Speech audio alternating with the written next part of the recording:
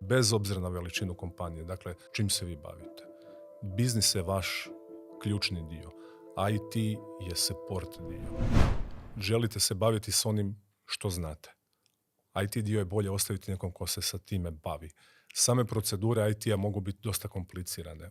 Kao što smo bili spomenuli, od nabavke opreme, instalacije istih, održavanje istih, paziti da je sve backupirano, provjeravati backupe da li su dostupni, da li su ispravni. Stvar koju se često ne radi, pa onda kad dođe do incidentne situacije, shvatimo da iz napravljenog backupa ne možemo apsolutno ništa izvući. To je ta jedna velika prednost koju bi svaki zaposlenik, direktor trebao sami sebi postaviti. Skaliranje sustava može biti od jedne male virtualke može biti do velikih količina Rex servera.